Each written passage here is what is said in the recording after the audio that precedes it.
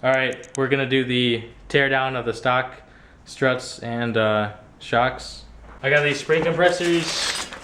I'm gonna use these to compress the spring.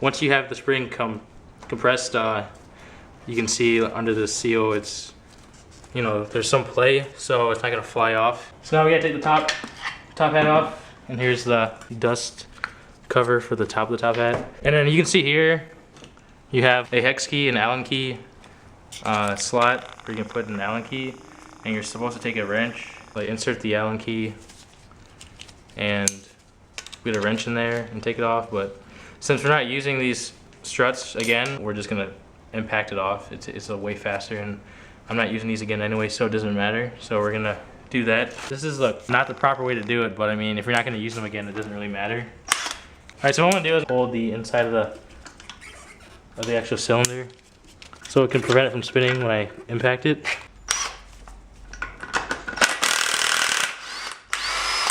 There's the nut on top of the top hat.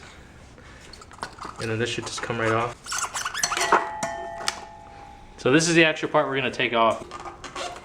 You wanna remove your top hat and your dust boots.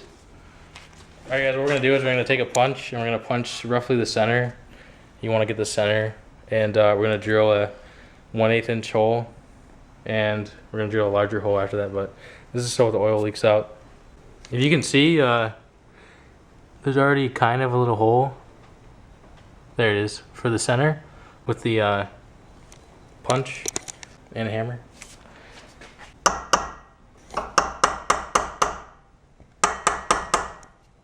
I say it's pretty good enough. I'm gonna know where to drill, and that looks pretty good.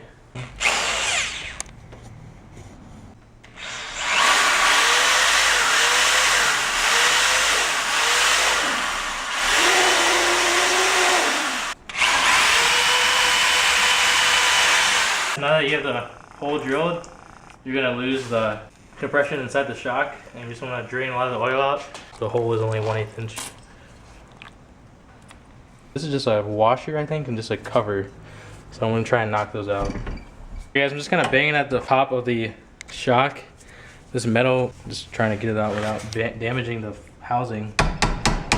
It's coming slowly, but.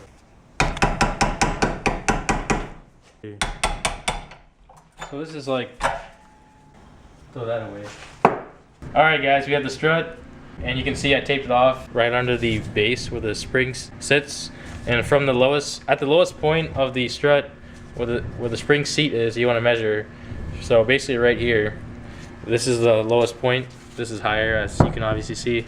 And you want to measure 2 1/8 to 2 1/4 inches up from the base. So it should be like approximately 2 1/4.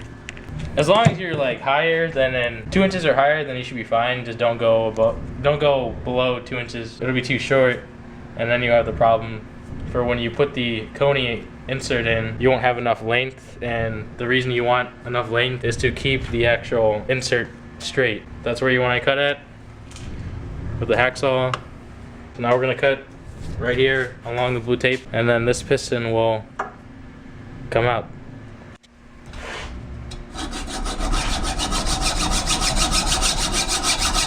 When you start cutting, when you start making progress, the black inside, that's basically like the inside of the strut, and that's how you know you're making progress, because everything like above this is like solid. This is the actual like top of the piston. This is how you know you're actually cutting through the strut. When you start making a cut, you're gonna want to rotate the strut in your vise. If you don't get it super straight, it's not a big deal. You can just file it down. It's always nice to cut a little more than you need in case you do mess up, and you can get it a little straighter than cut off too much.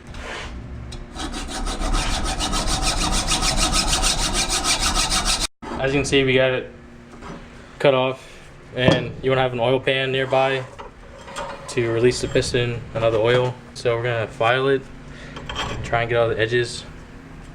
It's not like super perfect, like I was saying. Next, before we're done with the strut, We just have to drill a 1/2 inch hole through the bottom. That's for the Koni insert when we fasten it. Basically, I'm gonna drill this out until I get to 1/2 inch, clean up a little bit, and then it's basically done.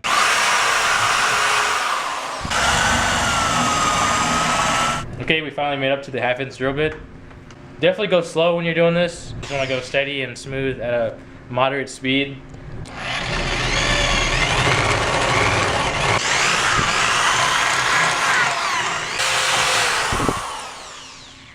All right, there it is, 1/2 inch hole for the anchor bolt. All right guys, so we're gonna do the rears now. Basically what you need, the point of doing this is to get these two parts, the rubber bump stop and the dust boot. And there's a couple modifications you have to do these that I will get to later. See this little white hole? This is what's preventing this stopper from coming up. And basically we have to drill that out, take this washer off, take this other washer off, and there's another washer in there, but that's how we get to the rubber stopper, bump stop, and take this boot off.